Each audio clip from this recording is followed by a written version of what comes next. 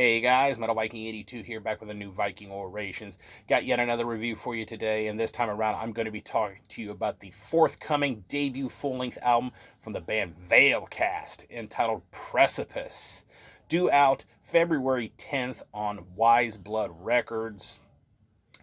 Now, if you are not familiar with Veilcaste, they are a doom sludge metal act from Indianapolis, Indiana. Been around since 2020, featuring Brian Wierick. Hopefully I pronounced your last name right. If not, I apologize. On the guitars, John Rao. Again, if I didn't pronounce your name right, I apologize. On guitars and vocals, Gabe Whitcomb on the bass, Christopher Cruz handling the drums. He is actually formerly of the band Demiricus. And then finally, Dustin Mendel handling the vocals. As I said, this is their debut full-length album. It is 7 tracks, just a little under 41 minutes in length. And I actually discovered this band through the Demiricus connection, as well as their split with Tusk that came out last year on Wise Blood Records. So I was very excited when I received the promo for this debut album. And after listening to it multiple times, these guys absolutely blew me away with this album. Heavy toned guitars with a bit of a fuzz to them, hitting you with the mid-paced, doomy riffs, as well as, slower, heavier, kind of chugged riffs. They're dissonant at times with a nice melodic feel to them, and they settle into some really nice head-bangable grooves throughout this album. The opening track, Asunder Skies, that opening riff is a really great example of the melodicism that the riffs have on this album. Then when you get into track number 3, Drag Me Down, at the 2:04 mark, I love that slow, chuggy groove with the bass and the drums matching it perfectly as far as pace and rhythm, with those spoken word style vocals over the top, with that heavy groove and just that way the vocals sounded there. It was giving off a serious God of Emptiness by Morbid Angel vibe. And then about 3:15 into the song, this riff comes in that gives everything this kind of ethereal, almost dreamy feel to it. It's just so badass sounding. I loved that riff. The bass on here is thick toned, very easily heard throughout the album, laying down a nice, solid, and heavy backbone to all of these songs.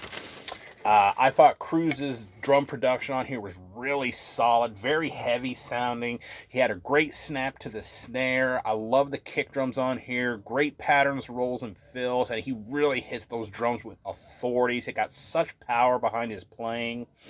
Vocally, I think they are just absolutely fantastic.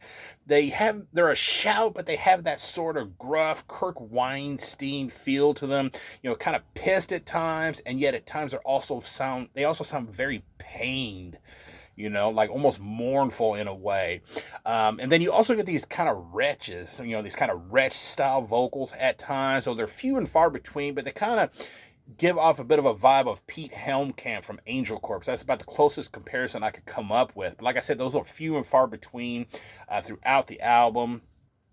Some of the other things on here that I picked out. Track number 2, Dust and Bone. Easily my favorite track on this album.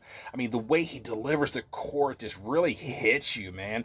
I mean, he says, in the song, he says, "I never believe I'm anything more to you than wasted time," which, trust me, I know I suck at singing. And then it's like, "I've never believed in much of anything I'm not about to try." And just the way he sings that and the way he delivers it just hits you right in the feels. It's like, damn, man. And every time I hear that song, and just, I keep having to listen to it on repeat because I love that song so much. Now, also, the band utilizes keyboards on this album, but they're very subtly done and at the proper time to really create either an atmosphere or to accentuate a certain section of the song. So they're not overly done. They're not used constantly throughout this album.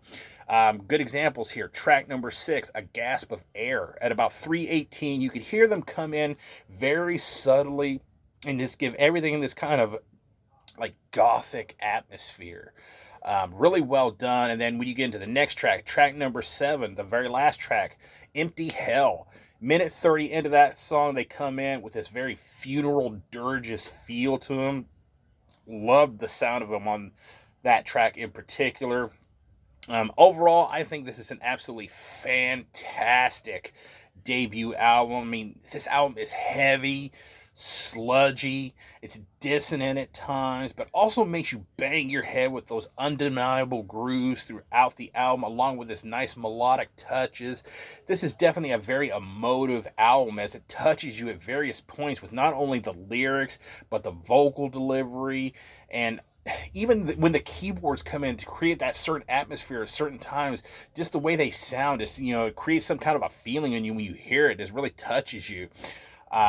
This, in my opinion, is definitely a must hear. So go check this out. I will be leaving a link down below so you can check out the singles that they have right now. And yeah, pre-order a copy. Like I said, this releases February 10th on Wise Blood Records. That is going to do it. Thank you so much for watching and subscribing. And until next time, stay brutal.